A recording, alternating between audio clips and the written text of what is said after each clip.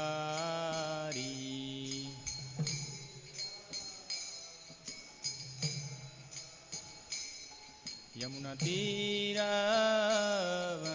यमुनातीरवनचारी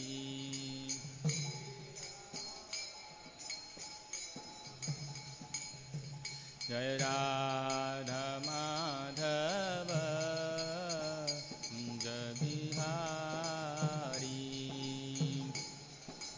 माधव कुंज बिहारी जय राधा माधव कुंज बिहारी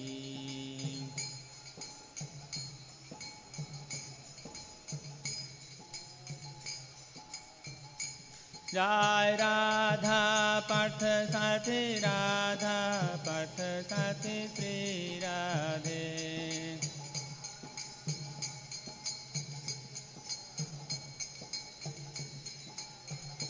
जय सीताराम लक्ष्मण हनुमान सीताराम लक्ष्मण हनुमान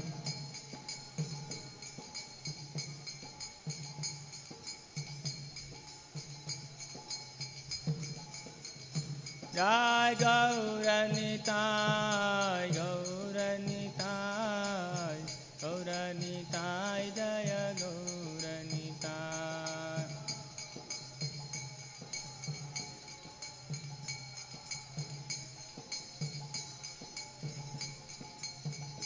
जय जय प्रभुपाद प्रभुपाद प्रभुपाद जय श्रील प्रभुपाद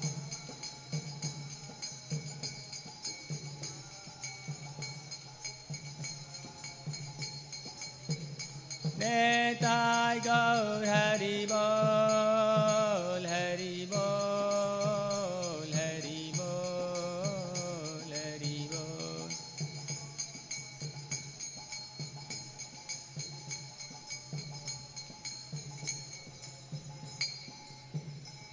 निताय गौर प्रेमानंदे हरि जय ओम विष्णुपाद परमहंस परिव्राजकाचार्य अष्टोत्तर शतश्री श्रीमद्भक्ति वेदांत स्वामी श्रील प्रभुपाद की जय। जय ओम नित्य लीला प्रविष्ट श्री श्रीमद्भक्ति सिद्धांत सरस्वती ठाकुर गोस्वामी प्रभुपाद की जय। नामाचार्य श्री हरिदास ठाकुर की जय। प्रेम से बोलो श्री कृष्ण चैतन्य प्रभु नित्यानंद श्री अद्वैत गदाधर शिवासादि गौर भक्त वृंद की जय। श्री श्री राधा कृष्ण गोप गोपीनाथ श्याम कुंड राधा कुंड गिरी गोवर्धन की जय। गंगा माई की जय यमुना माई की जय वृंदादेव तुलसी महारानी की जय। वृंदावन धाम की जय मथुरा धाम की जय पुरुषोत्तम चैत जगन्नाथपुरी धाम की जय। हरे कृष्ण महामंत्र की जय। हरि नाम संकीर्तन यज्ञ की जय। All glories to assembled devotees Hare Krishna. All glories to assembled devotees Hare Krishna. All glories to assembled devotees Hare Krishna. All glories to Sri Guru and Gauranga. All glories to Srila Prabhupada, Jagat Guru Srila Prabhupada ki jai. Nitai Nitai Gaur Premanande Hari Hari Bol. Hare Krishna. Om Namo Bhagavate Vasudevaya.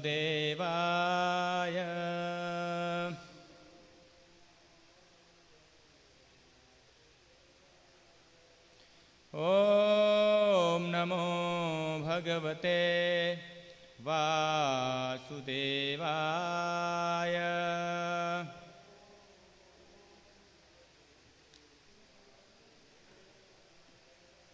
Om Namo Bhagavate Vasudevaya.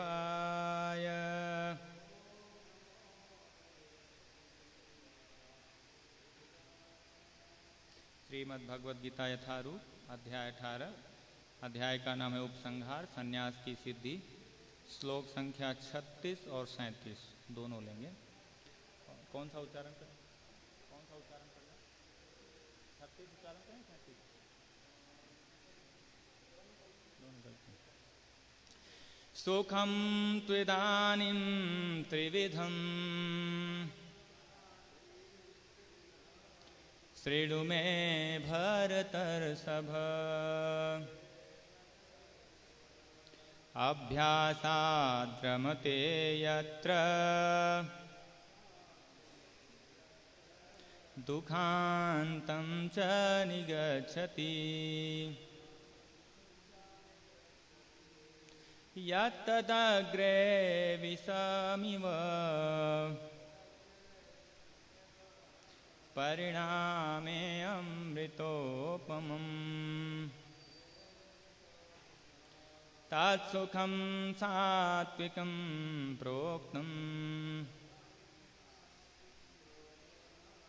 आत्मबुद्धिप्रसादजम्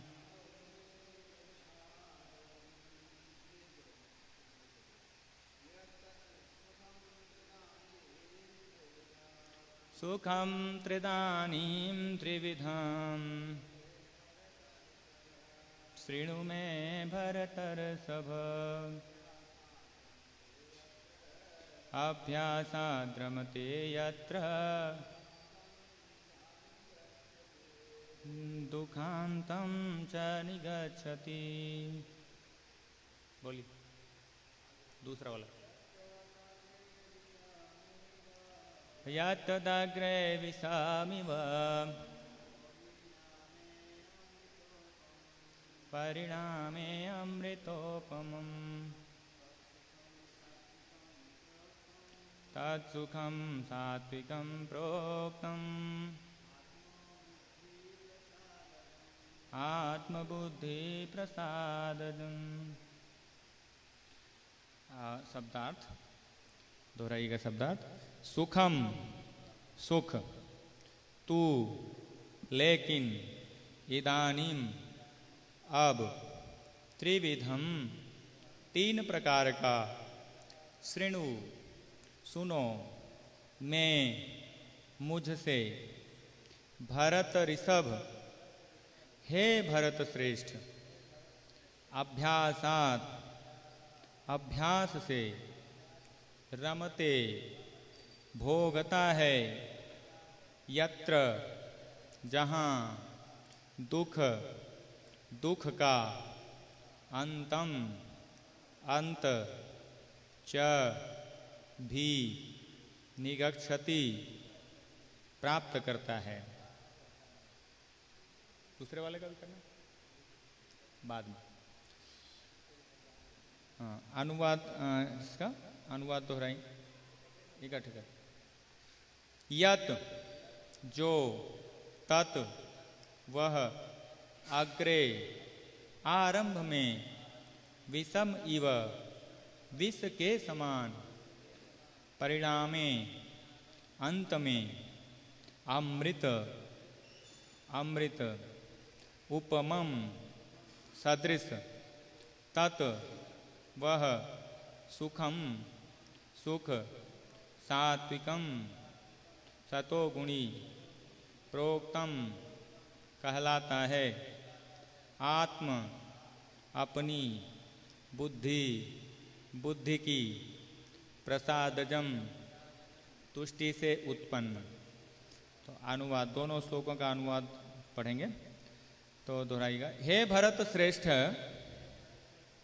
अब मुझसे तीन प्रकार के सुखों के विषय में सुनो, जिनके द्वारा बद्ध जीव भोग करता है और जिसके द्वारा कभी कभी दुखों का अंत हो जाता है। दूसरे श्लोक का अनुवाद। जो प्रारंभ में विष जैसा लगता है लेकिन अंत में अमृत के समान है, और जो मनुष्य में आत्म साक्षात्कार जगाता है वह सात्विक सुख कहलाता है। तो तात्पर्य श्रील प्रभुपाद जी के द्वारा, जगत गुरु श्रील प्रभुपाद की जय। तो दोनों श्लोकों का तात्पर्य पहले पढ़ेंगे। बद्ध जीव भौतिक सुख भोगने की बारंबार चेष्टा करता है। इस प्रकार वह चर्वित चर्वण करता है, लेकिन कभी कभी ऐसे भोग के अंतर्गत वह किसी महापुरुष की संगति से भव बंधन से मुक्त हो जाता है। दूसरे शब्दों में बद्ध जीव सदा ही किसी न किसी इंद्रिय तृप्ति में लगा रहता है, लेकिन जब सुसंगति से यह समझ लेता है कि यह तो एक ही वस्तु की पुनरावृत्ति है और उसमें वास्तविक कृष्ण भावनामृत का उदय होता है, तो कभी कभी वह ऐसे तथा कथित आवृत्ति मूलक सुख से मुक्त हो जाता है। दूसरे श्लोक के तात्पर्य में प्रभुपाद जी बोल रहे हैं, आत्म साक्षात्कार के साधन में मन तथा इंद्रियों को वश में करने तथा मन को आत्म केंद्रित करने के लिए नाना प्रकार के विधि विधानों का पालन करना पड़ता है।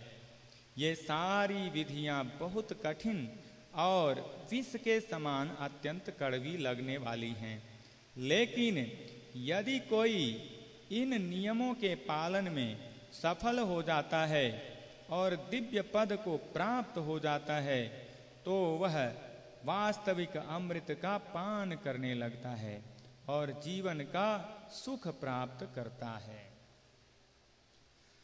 ओम अज्ञानतिमिरान्धस्य ज्ञानाञ्जनशलाकया चक्षुरुन्मीलितं येन तस्मै श्रीगुरवे नमः। श्रीचैतन्यमनोभीष्टं स्थापितं येन भूतले स्वयं रूप कदा मह्यं ददाति स्वपदान्तिकम्। वन्देऽहं श्रीगुरो श्रीयुतपदकमलं श्रीगुरून् वैष्णवांश्च श्रीरूपं साग्रजातं सहगण रघुनाथान्वितं तं सजीवं साद्वैतं सावधूतं परिजनसहितं कृष्णचैतन्यदेवं श्रीराधाकृष्णपादान् सहगण ललिता श्रीविशाखान्वितांश्च। हे कृष्ण करुणा सिन्धो दीनबन्धो जगत्पते गोपेश गोपिकान्त राधाकान्त नमोऽस्तुते। तप्त काञ्चन गौराङ्गी राधे वृन्दावनेश्वरी वृषभानुसुते देवी प्रणमामि हरिप्रिये। वाञ्छाकल्पतरुभ्यश्च कृपा सिन्धुभ्य एव च पतितानां पावनेभ्यो वैष्णवेभ्यो नमो नमः। जय श्री कृष्ण चैतन्य प्रभु नित्यानंद श्री अद्वैत गदाधर श्रीवासादि गौर भक्तवृंद। हरे कृष्णा कृष्ण कृष्ण हरे हरे हरे राम राम राम हरे हरे। हरे कृष्ण। तो आप सबका हार्दिक स्वागत है इस भगवत गीता की कक्षा में। तो आज हम श्लोक ले रहे हैं श्रीमद् भगवत गीता यथारूप अध्याय 18 और अध्याय का नाम है उपसंहार संन्यास की सिद्धि। तो श्लोक संख्या 36 और 37 दो श्लोक हम ले रहे हैं, आज इस पे चर्चा करेंगे। तो ये जो भगवत गीता का जो विषय चल रहा है, ये विशेष रूप से भगवान इससे पहले कर्ता, कर्म, ज्ञान, धृति, बुद्धि, ये सबके बारे में तीन विभाग बता दिए भगवान ने। गुणों के आधार पे, तीनों गुणों के आधार पे कैसे अलग अलग कर्म होते हैं, कैसे अलग अलग कर्ता होते हैं 3 प्रकार के, कैसे ज्ञान 3 प्रकार का होता है तीनों गुणों के आधार पर, और फिर बुद्धि कैसे तीनों प्रकार का अलग अलग होता है 3 गुणों में, और धृति कैसे होता है 3 गुणों में, ये 5 चीजें बता दिए। तो उसके बाद अर्जुन को ऐसा लगा कि ये सब चीजों तो बता दिया गया, क्या सुख भी ऐसा होता है क्या? मन में सोच रहे अर्जुन। हाँ, ऐसा आया होगा अर्जुन के मन में कि भी सब कुछ तो 3 है, तो क्या सुख भी 3 प्रकार का होता है क्या, तीनों गुणों के आधार पर? तो भगवान श्री कृष्ण अगले श्लोक में बोलते हैं, हाँ, अर्जुन के मनोभाव को समझ के कि अच्छा इसको 3 सुख भी चाहिए, तीनों प्रकार का पता करना है, तो चलो उसको भी बता देते हैं। तो भगवान 36वें श्लोक में फिर बोलते हैं, हाँ, क्या बोलते हैं कि सुखम त्विदानीम त्रिविधम श्रृणु में भरतर्षभ। हे भरतर्षभ, हे भरत श्रेष्ठ, अब 3 प्रकार के सुख भी सुनो तुम। हाँ, तीनों गुणों के आधार पर 3 प्रकार के सुख का भी श्रवण करो। इतना बोल के आधे लाइन में ये बोला, उसके बाद उसी श्लोक में स्टार्ट कर दिया, सात्विक सुख के लक्षणों का वर्णन करना शुरू कर दिया। यानी कि ये 2 श्लोकों में 1.5 श्लोक सात्विक सुख का वर्णन करता है, सिर्फ आधे श्लोक में बोल दिया ठीक है, तीनों प्रकार के सुखों के बारे में भी आप सुन लो। और अगले ही श्लोक में, अगले ही लाइन में फिर बताने लगे सात्विक सुख का लक्षण। अभ्यासाद्रमते यत्र दुखांतम च निगच्छति। तो भगवान बोलते हैं कि जो सात्विक सुख, अभ्यासाद्रमते, ये सात्विक सुख की प्राप्ति कोई इंस्टेंट नहीं कर सकता। तो वैसे भगवान ने इसमें 5-6 फैक्टर बताए कि इस सुख का क्या लक्षण है। दोनों श्लोकों को लेके भगवान ने करीब 6 फैक्टर वर्णन किया गया। जैसे श्री भगवान ने कहा, मैं प्रभु जी ने 6 बिंदुओं पे को लेकर के विस्तार से उदाहरण दिया, और इसी प्रकार से अनेक आचार्यों ने भी उसको एक्सप्लेन किया। तो अगर समराइज उसमें देखा जाए तो इसके विशेष रूप से जो सात्विक सुख है उसके 5 लक्षण भगवान बताए, 5 विशेष लक्षण बताए। क्या? पहला तो यहां पे बताते हैं आधे श्लोक में, क्या? अभ्यासात् रमते। ये जो है सुख अभ्यास से प्राप्त किया जा सकता है, इंस्टेंट प्राप्त नहीं होगा, अभ्यास करना पड़ेगा इसको। क्योंकि इंस्टेंट तो ये विष जैसा लगेगा, दूसरा क्वालिटी इसकी है। अभ्यास से इसको जो निरंतर अभ्यास करेगा उसको ये सुख बाद में पता चलेगा कि हाँ ये सुख था, लेकिन शुरुआत में इंस्टेंट अगर कोई करना चाहेगा तो उसे तो विष लगेगा। तो इसका एक लक्षण ये है कि ये दुख को खत्म कर सकता है, ये सांसारिक दुखों को खत्म करने का एक साधन है सात्विक सुख। इससे भगवान प्रभुपाद लिख रहे हैं अनुवाद में कि कभी कभी दुखों का अंत हो जाता है, कभी कभी, यानी कि अगर सात्विक सुख में अच्छे से व्यक्ति सात्विक सुख को प्राप्त करे महापुरुषों की संगति में रहकर, तो उसके सांसारिक दुखों का निवारण हो जाता है। तो क्या करता है? ये आनंद लाता है प्रैक्टिस के द्वारा, अभ्यासात् रमते, और ये दुखों का निवारण कर देता है। तो ये जो है एक ही लक्षण है कि प्रैक्टिस के द्वारा ये दुखों का निवारण कर देता है। प्रैक्टिस के द्वारा जब सुख आएगा तो दुखों का निवारण अपने आप हो जाएगा। तो ये एक ही पॉइंट बिंदु में दोनों लिया जा सकता है कि अभ्यास के द्वारा ये सुख प्राप्त किया जा सकता है, सुख का अनुभूति किया जा सकता है, और इससे सांसारिक दुख का उन्मूलन हो सकता है। पहला लक्षण इसका। दूसरा लक्षण है, ये तुरंत जो है स्टार्टिंग में ये विष जैसा लगेगा, थोड़ा कष्टदायी लगेगा। तीसरा पॉइंट है, लेकिन ये बाद में अभ्यास करते करते करते करते बाद में ये अमृत जैसा लगेगा।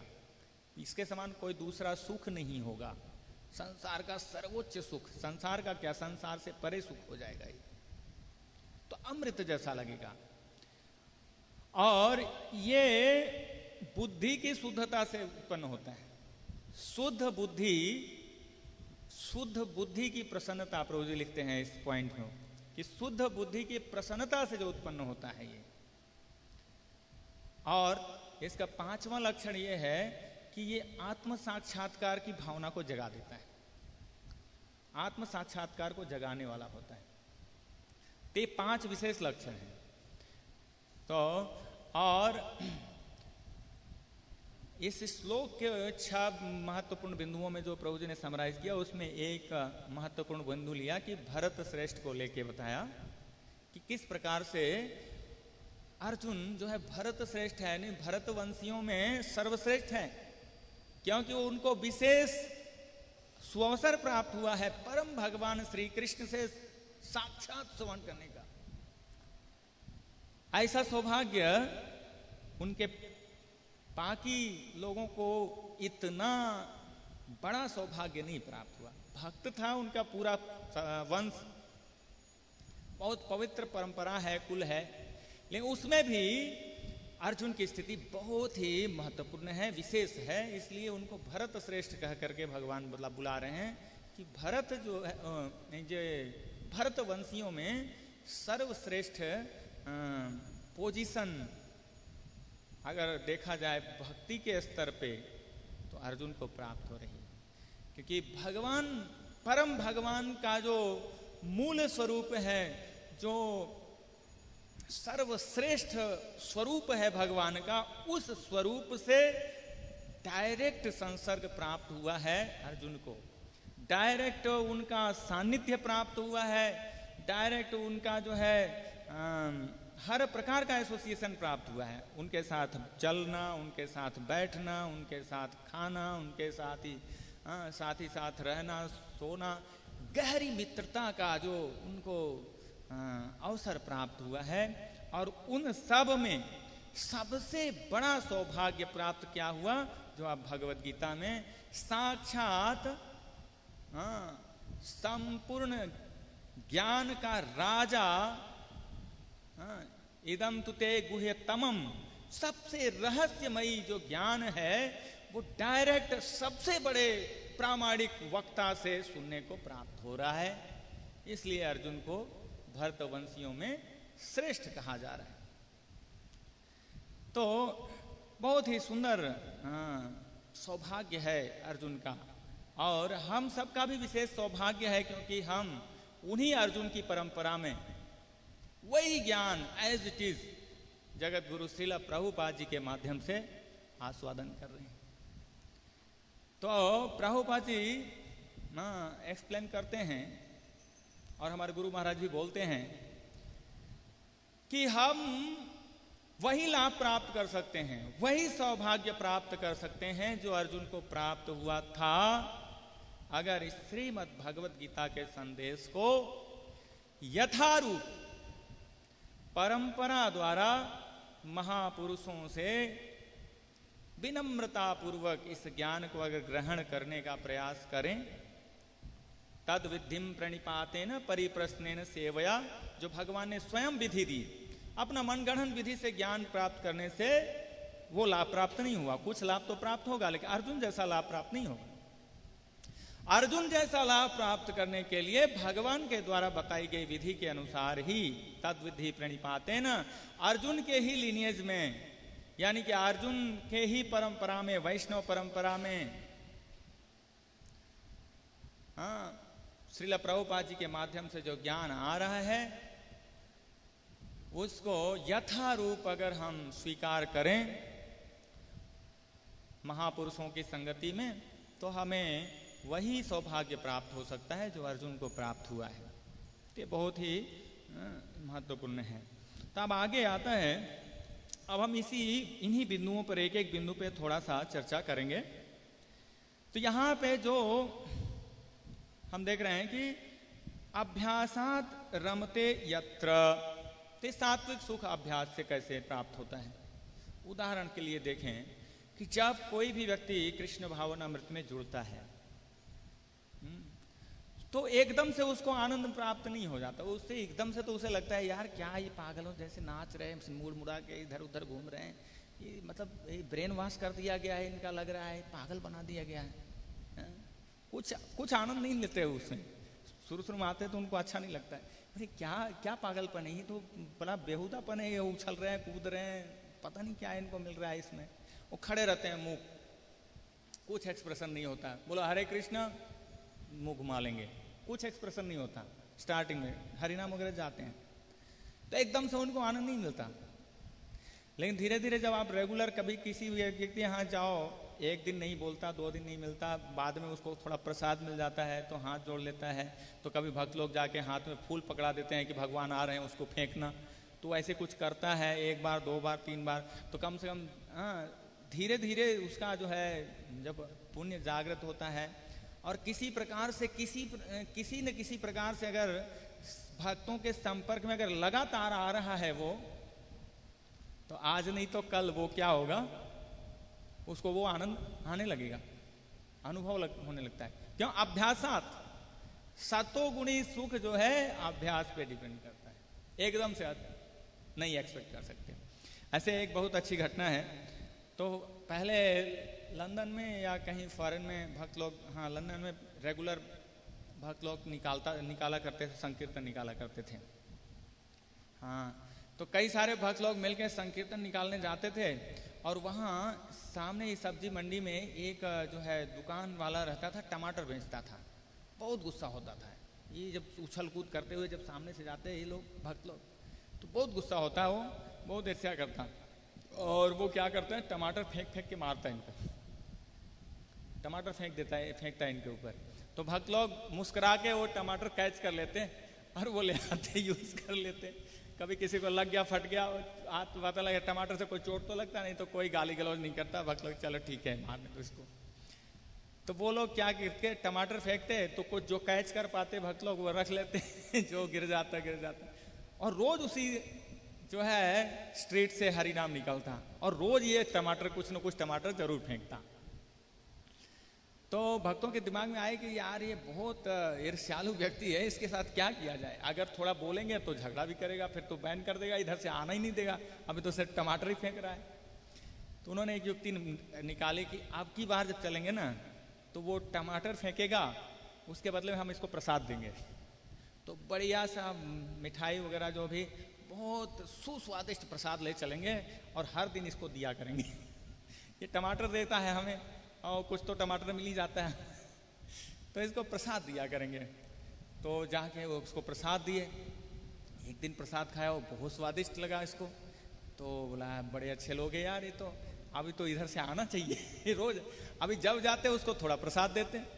अब वो वेट करता रहता है कब आएंगे ये, कब ये आएंगे तो प्रसाद देंगे। टमाटर फेंकना बंद हो गया उसका। अब वो क्या करने लगा, वेट करने लगा कि वो संकीर्तन मंडली कब आएगी, थोड़ा सा अगर लेट हो जाता तो वो देखता है कब आ रही है, तो प्रसाद में बड़ा टेस्ट। तो धीरे धीरे वो क्या किया, वो इतना उसका हृदय परिवर्तित हो गया कि जब इन्होंने जन्माष्टमी सेलिब्रेशन किया तो उसने सारा टमाटर स्पॉन्सर किया उसने बोला कि जन्माष्टमी में सेवा में जितना भी टमाटर लगे वो मेरी तरफ से, भक्त बन गया।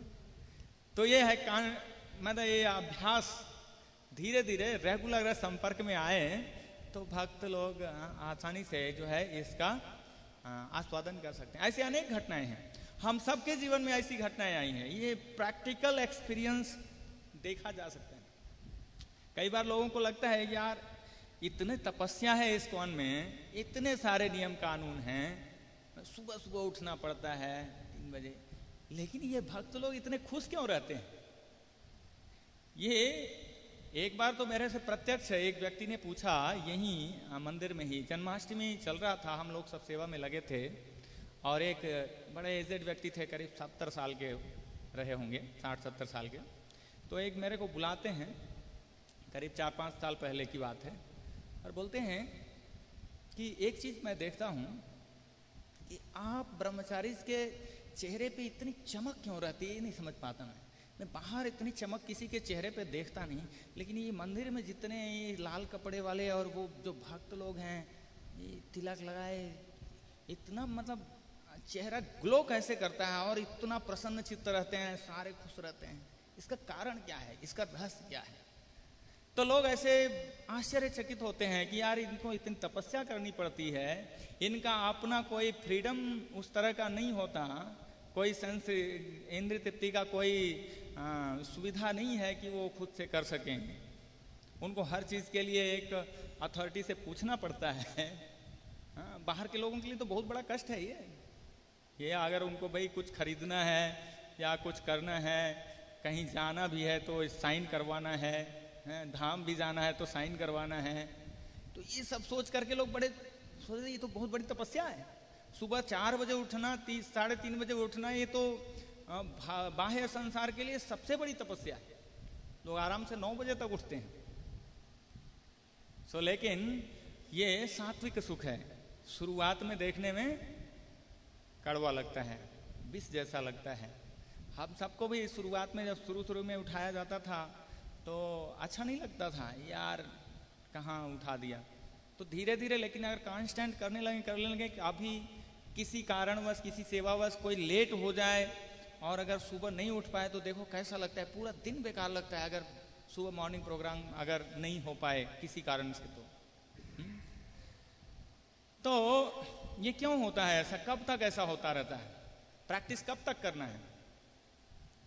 तो बलदेव विद्याभूषण जी अपने गीता भूषण टीका में इसमें बताते हैं कि ऐसा क्यों होता है। क्योंकि ये जो है शुरुआत में मन इंद्रियों को कंट्रोल करना और इसको जो है भगवान की सेवा में लगाना, संयमित करना, ये काफी कष्टप्रद है। इसका कारण ये है कि हम भौतिक शरीर से बहुत आसक्त हैं, और जब तक इस भौतिक शरीर से आसक्त होते हैं, जब तक हम देहात्म बुद्धि में रहते हैं, रजोगुण तमोगुण से प्रभावित रहते हैं, तब तक ये सात्विक सुख समझ नहीं आता। तो जैसे जैसे कांस्टेंट प्रैक्टिस करते हैं, बार बार प्रैक्टिस अभ्यास करते करते, हाँ we are not body we are soul, और उस प्रकार से लगे रहते हैं इस समझ के, तो धीरे धीरे जब ये रियलाइजेशन आने लगता है कि मैं ये शरीर नहीं, मैं तो आत्मा हूं, और जब जितना ये रियलाइजेशन दृढ़ होता जाता है उतना सात्विक सुख बढ़ता जाता है, उतना सात्विक सुख बढ़ जाता है। बलदेव विद्याभूषण जी। तो कहने का मतलब ये है कि जैसे भक्ति में जैसे जैसे हम लोग शुरुआत में आते हैं तो शुरुआत में थोड़ा साधना, सेवाएं, ये सब कष्टप्रद लगती हैं, लेकिन जैसे जैसे हम आध्यात्मिक उन्नति करते जाते हैं, आत्म साक्षात्कार के स्तर पे जैसे जैसे ऊपर उठते हैं, तो हमारा क्या होता है, ये सात्विक सुख की अनुभूति होने लगती है। फिर वो तपस्या नहीं रह जाती, फिर यही सारे कार्यकलाप तपस्या नहीं रह जाते, फिर यही कार्यकलाप एंजॉयमेंट देते हैं, और ऐसा एंजॉयमेंट जो है भौतिक संसार के दुखों का निवारण कर देता है।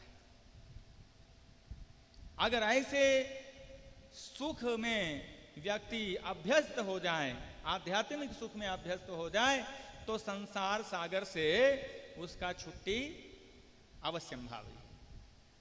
तो इसलिए कभी अगर शुरुआत में हमें कोई कष्टप्रद भी लगे किसी भी तरह से, कोई सेवा, साधना या जो भी चीजें हैं, तो भी उसको दृढ़ता पूर्वक करते रहना चाहिए, ये समझ के कि ये अभ्यास से सही होगा। मंगल आरती में आने में अगर कष्ट भी है, शारीरिक स्थिति उतना अच्छी नहीं भी है, तब भी अगर प्रैक्टिस करते जाएंगे तो वो आप स्वतः ही अपने आप सुखकर लगने लगेगा। उदाहरण के लिए हमारे बीच में बैठे हैं हित रचिता मित्र प्रभु जी, पिछले कई सालों से एक भी मंगल आरती एवं राधा पार्थ सारथी मंदिर की नहीं छोड़ा। मेरे ख्याल से 25-30 साल से ऊपर, 25-30 साल से। आश्चर्य की बात है ना, ये कोई साधारण घटना नहीं है। अरे इतने समय में कभी बुखार हुआ होगा, कभी कुछ समस्याएं आई होंगी।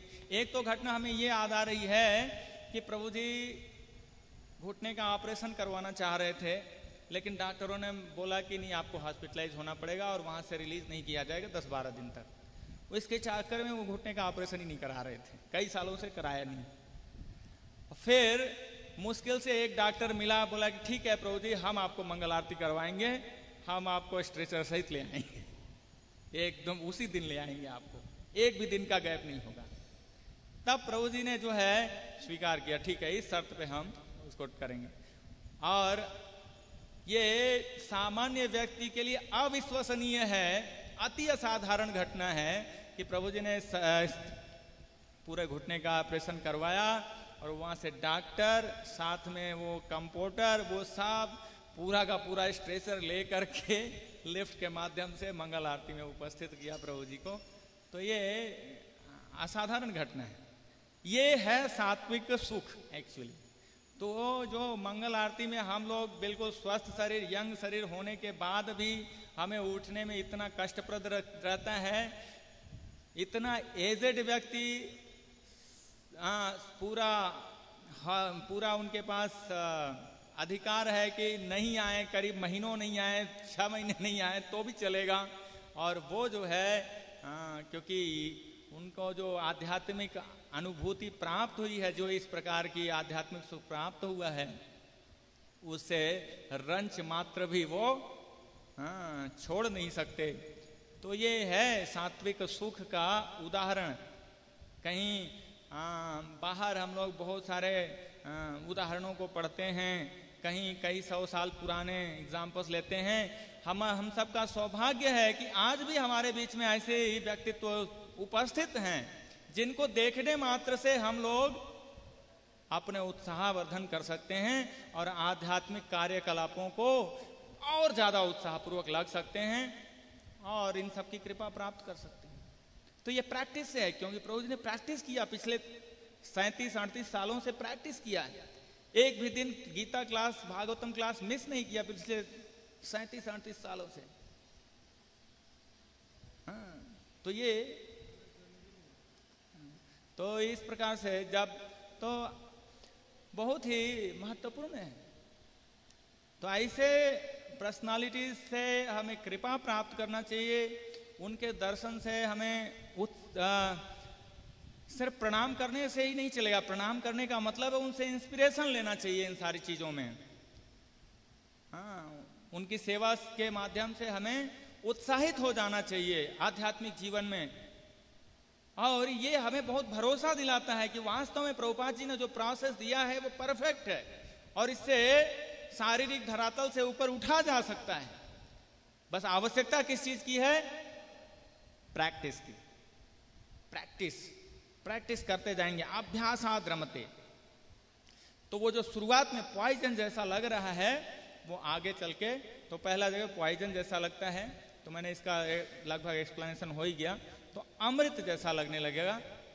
तो इसके भी अनेक उदाहरण है। समय कम है इसलिए मैं ज्यादा बिंदुओं पर बहुत डिटेल में नहीं जाऊंगा। इसमें अब हम लास्ट में आते हैं। लगभग पॉइजन समझ में आ गया, अमृत भी समझ में आ गया इसी एग्जाम्पल से। तो अब हम लास्ट में अगर चलें, arises from purity of intellect. तो ये बहुत महत्वपूर्ण है कि बुद्धि की शुद्धता की बहुत आवश्यकता है। ये कंटामिनेटेड इंटेलिजेंस से कोई सुख प्राप्त नहीं कर सकता। जैसे भौतिक सुख जो है क्या होता है, वो संसर्ग प्राप्त होते ही आनंद देता है। विश्वनाथ चक्रवर्ती ठाकुर बोलते हैं कि भौतिक सुख क्या होता है, जैसे ही आप संपर्क में आते हैं वो तुरंत अच्छा लगता है। थोड़ा मान लिया रसगुल्ला खाने को मिला तो जिह्वा पे जैसे ही रखा तो मीठा लगेगा, तुरंत अच्छा लगता है। कोई आपका स्पर्श की वस्तु है, सुकोमल वस्तु है, स्पर्श करते हैं अच्छा लगता है। कोई सॉन्ग भौतिक धरातल पे सुनते हैं, कोई म्यूजिकल, तो सुनते ही अच्छा लगता है थोड़ा। इसी प्रकार कोई भी भौतिक सुख है वो जैसे ही इंद्रियों के संपर्क में आता है थोड़ा सा अच्छा लगता है, वो रजोगुणी सुख है एक्चुअली, लेकिन वो बाद में कष्ट का कारण बनता है। लेकिन यहां पे जो सात्विक सुख है ये तुरंत अच्छा नहीं लगता, ये इसको प्रैक्टिस रिक्वायर होता है, इसको अभ्यास की जरूरत पड़ती है और बाद में फिर ये हाँ अपने आप मैनिफेस्ट होता है। जैसे नारियल का एग्जाम्पल देते हैं कि नारियल अगर पकने लगता है जैसे जैसे तो वो छोड़ने लगता है अंदर से, और जब पूरा नारियल पक जाता है तो बिल्कुल नारियल अलग होता है और उसका जो कवरिंग से वो अलग होता है, आप हिलाएंगे तो हिलेगा, वो दिखेगा। ऐसे ही भक्त जो प्रैक्टिस के साथ साथ प्रैक्टिस करते करते करते करते आत्मा की जो स्थिति है वो अलग से नजर आने लगती है, शरीर की स्थिति अलग से, उसको रियलाइज हो जाता है। आत्मा और शरीर का एकत्व समाप्त हो जाता है, वो बिल्कुल दो डिस्टिंक्ट चीजें दिखने लगती हैं, अलग अलग वस्तुएं वो देखने लगता है। इसी को बोलते हैं सेल्फ रियलाइजेशन। हाँ, इसी को बोलते हैं सेल्फ रियलाइजेशन। और वो आत्म साक्षात्कार की स्थिति में वही होता है, वो अपने आत्मा को जो है शरीर से अलग बिल्कुल क्लियरली देख पाता है, इसलिए वो भगवान की स्थिति को भी समझ पाता है। फिर वो समझ पाता है कि मैं तो भगवान का अंश, और ये शरीर तो ये भौतिक पदार्थ, तो मैं इसमें फंस रहा हूं, ये ठीक नहीं है, मुझे तो उधर कनेक्ट करना है। तो वो आत्मा को उधर कनेक्ट करता है। सिर्फ शरीर भौतिक देखने में, भौतिक कार्यकलाप जो नेसेसरी एक्टिविटीज है उसमें रहता है, अदरवाइज वो भी भौतिक कार्यकलाप नहीं, दिव्य होता है। तो जीवन को ये शरीर और आत्मा को एक साथ बनाए रखने के लिए वो कुछ आवश्यक कार्य करता है, अदरवाइज उसका कनेक्शन सीधे परमात्मा से होता है। तो इस प्रकार से वो फिर सात्विक सुख का पूर्ण अनुभूति कर पाता है, और विशेषकर फिर तो वो शुद्ध सात्विक सुख का अनुभूति करता है। और इस प्रकार से सुख का भी कई स्तर है एक्चुअली। हाँ, विशेषतः हम लोग चर्चा करते हैं 5 प्रकार के 5 स्तरों का सुख। एक पहला सुख होता है इंद्रिय तृप्ति के स्तर का, इंद्रियों के स्तर का स्थूल सुख, भौतिक सुख। जैसे हमने बताया कि केवल संपर्क में आने मात्र से आनंद आता है। लेकिन इससे भी ऊपर उच्चतर स्तर का होता है मन का सुख, मानसिक स्तर का सुख। इसको कैसे समझ सकते हैं? जैसे कि मान लो आपके पास कोई बहुत बढ़िया प्लेट रखा जाए और बहुत सुस्वादिष्ट भोजन रखा जाए, लेकिन कहीं से कुछ गलत समाचार प्राप्त हो जाए आपको कि कोई शरीर छोड़ दिया, कोई दुर्घटना हो गई, कुछ हो गया, आप उस मीठे पकवानों को आप आस्वादन नहीं कर पाएंगे, तुरंत सारा वो फीका हो जाता है, कोई सुख प्राप्त नहीं होता, कड़वा लगने लगता है वो इतना स्वादिष्ट व्यंजन। इसका मतलब मानसिक स्थिति जैसे ही बदली, ये भौतिक जो इंद्रिय के आधार पर जो सुख है वो डिस्ट्रॉय हो गया, क्योंकि मानसिक सुख जो है इंद्रिय सुख के स्तर पर इससे ऊपर है। मानसिक स्तर से भी बड़ा बुद्धि के स्तर का सुख है। उदाहरण के लिए आप देखें कि अगर कोई स्टूडेंट है और उसको पता चले कि वो पूरे स्टेट में टॉप कर गया है, तो आप उसको दाल चावल सिंपल भी दे दोगे, वो बहुत आनंद में रहेगा, उसको ज्यादा फर्क नहीं पड़ेगा। लेकिन वहीं एक दूसरा व्यक्ति, उसका दोस्त है जो कि फेल हो गया है सारे सब्जेक्ट में, उसको आप बहुत बड़ी पार्टी दे दोगे तब भी वो खुश नहीं होगा। कि बुद्धि का स्तर भी क्या होता है? ऊपर होता है। फिर बुद्धि के स्तर से भी बड़ा सुख होता है ईगो, हमारा अहंकार का, जो ईगो का सुख होता है ना, अहंकार का स्तर। उदाहरण के लिए आप देखो, जैसे मान लिया एक ही कॉलेज में 2 लड़के हैं, एक बहुत टॉपर है लेकिन उसके ऊपर सड़े टमाटर फेंके जा रहे हैं, ठीक है, उसको गाली दे रहे लोग, चीटिंग करके हुआ है, ये है, बदनामी की जा रही है उसको। वो सुखी नहीं हो पाएगा भले कितना भी बड़ा टॉपर हो, क्योंकि वो उसका एक फेम का जो ईगो है वो हर्ट हो रहा है। लेकिन वहीं एक फेलियर हो, अंगूठा जब सारे सब्जेक्ट में फेल हो, लेकिन वो नेतागिरी के पे आकर के मंत्री पद उसको प्राप्त हो और लोग जय जयकारा कर रहे हो और माला पहना रहे हैं, कोई राजनेता बन गया हो, उसका कुछ भी नहीं है, क्वालिफिकेशन अंगूठा छाप है, सब में फेल है, फिर भी वो ज्यादा सुखी। क्यों? क्योंकि वो उसको ईगो सेटिस्फाई हो रहा है, उसको सम्मान मिल रहा है, माला पहनाया जा रहा है, जय जयकार हो रहा है। यानी कि ये जो ईगो का स्तर जो सुख है, ये फेम के जो सुख है, प्रतिष्ठा का जो सुख है, ये और ऊपर है, ये बुद्धि माइंड इससे भी ऊपर है। लेकिन ये जितने भी सुख हमने बताए, ये सारे के सारे सुख कंडीशनल हैं, ये पार्टिकुलर कंडीशन में ही काम करेंगे। कुछ विशेष परिस्थितियों में ही इनका आस्वादन किया जा सकता है, नहीं तो चाहे बुद्धि का सुख हो, चाहे इंद्रिय सिद्धि का, इंद्रिय स्तर पर सुख हो, चाहे मानसिक स्तर पर सुख हो, चाहे आपका ईगो के स्तर का सुख हो, अहंकार के स्तर का, ये सारे सुख ये भौतिक हैं और ये भौतिक परिस्थितियों पर निर्भर करते हैं। एक विशेष परिस्थिति में ही इन सुखों का जो है हम आस्वादन कर सकते हैं। लेकिन इन सब से ऊपर एक ऐसा सुख होता है जिसको बोलते हैं आत्मा के स्तर का सुख। ये आत्मा के स्तर का जो सुख होता है, ये आध्यात्मिक सुख होता है। ये संसार की किसी परिस्थिति से विचलित नहीं होता। अगर कोई आत्मा के स्तर का सुख प्राप्त कर लेता है तो वो संसार की किन्हीं परिस्थितियों से, चाहे कोरोना आए, चाहे महामारी आए, चाहे कुछ भी हो जाए, उसको जो आध्यात्मिक स्तर का सुख प्राप्त है, उसको जो भगवान के सानिध्य का जो सुख प्राप्त है, भगवान के प्रति जो प्रेम का सुख प्राप्त है, वो किसी भी भौतिक परिस्थिति में विचलित नहीं किया जा सकता। इसलिए ये सुख सर्वश्रेष्ठ सुख कहा जाता है, सर्वोत्तम सुख कहा जाता है। और ये सुख आता है सात्विक सुख का अनुशीलन करने से, सात्विक सुखों का अभ्यास करने से। तो इसलिए हमें हर प्रकार से, शुरुआत में भले विष जैसा लगे, कितना भी कष्ट प्राप्त हो, लेकिन हमें पूरी तरह से क्या करना चाहिए? हमें इस सात्विक सुख के अनुशीलन में लगे रहना चाहिए। और निश्चित रूप से जैसा कि यहां पे बता रहे हैं कि आज नहीं तो कल थोड़ा समय लगेगा, लेकिन ये सुख प्राप्त जरूर होगा। तो इसलिए हम यहीं पे विराम देते हैं कि इस प्रकार से आत्म रियलाइज सोल जो है सर्वोच्च सुख की अवस्था में होता है।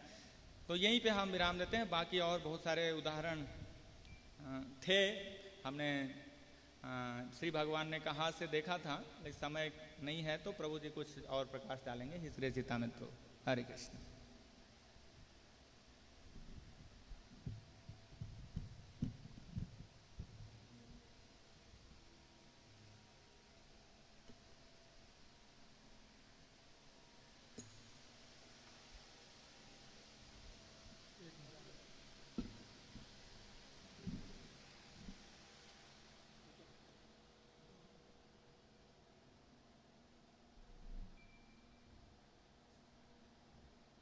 हरे कृष्णा, धन्यवाद।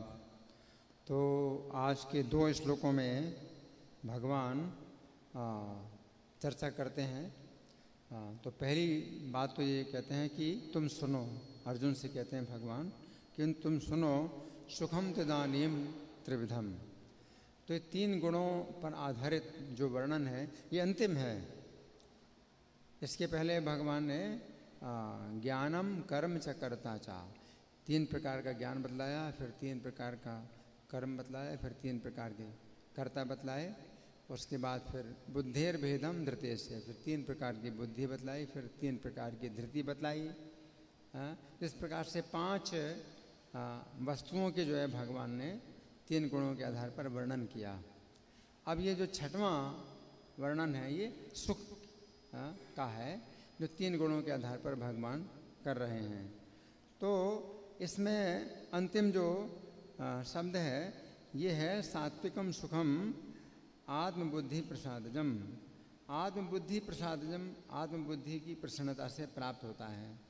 तो जब आत्मबुद्धि प्रसन्न होती है तो ये सुख प्राप्त होता है।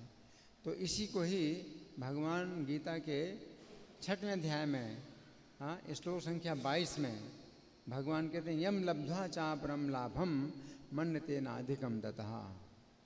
जिसको प्राप्त करके उससे बड़ा कोई लाभ वो नहीं मानता।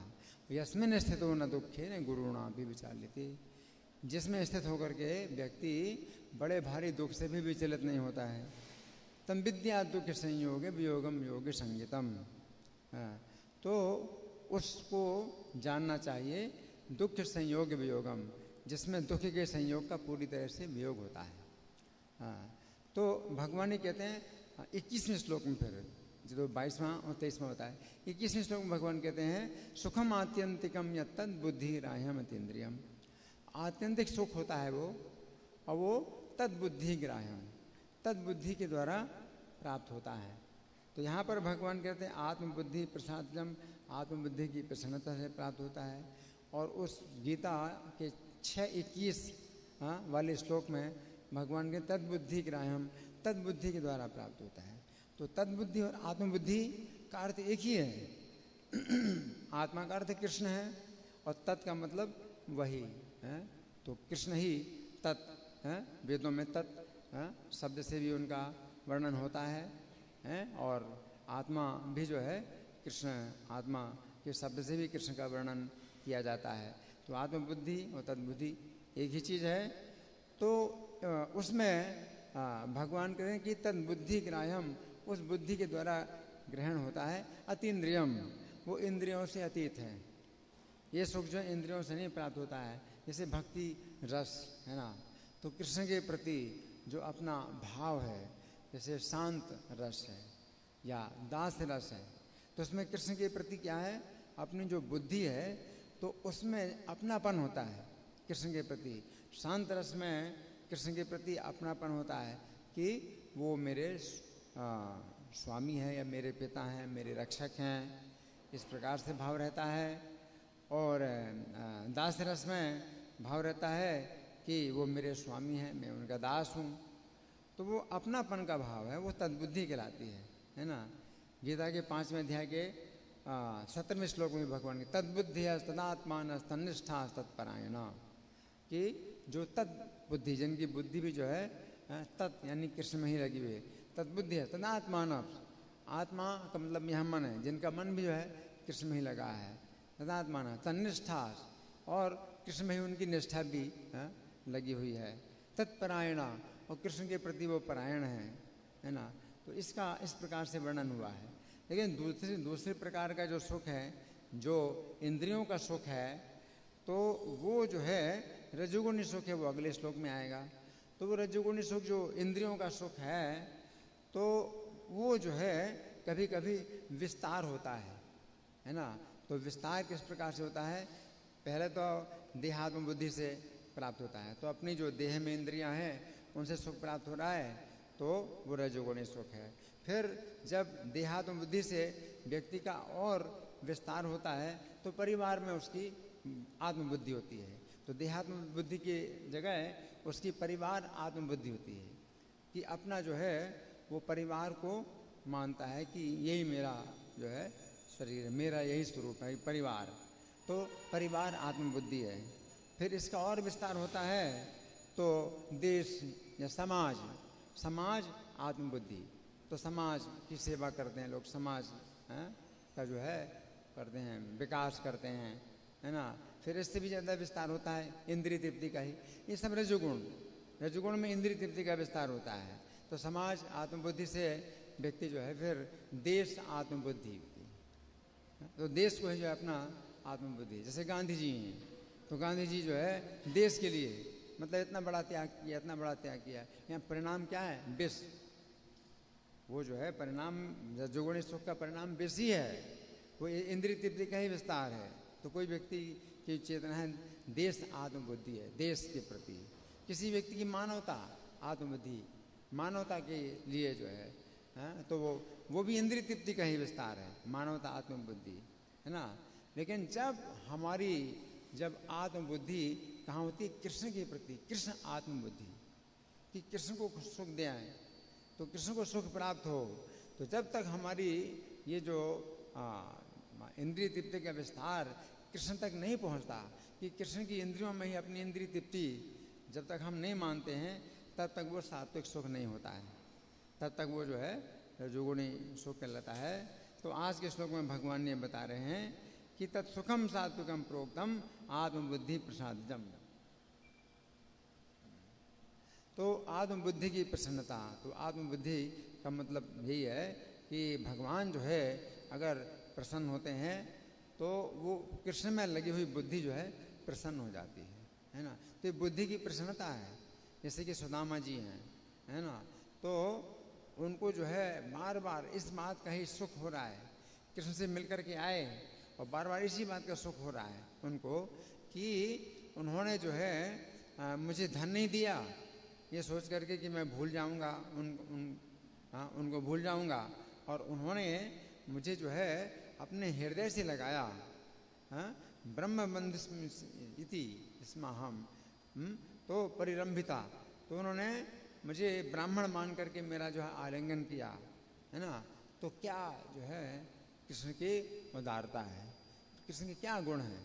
तो कृष्ण के गुणों में जब आपको सुख प्राप्त होता है तो वो जो है क्या होता है, सात्विक सुख कहलाता है, आत्मबुद्धि प्रसादजम, है ना।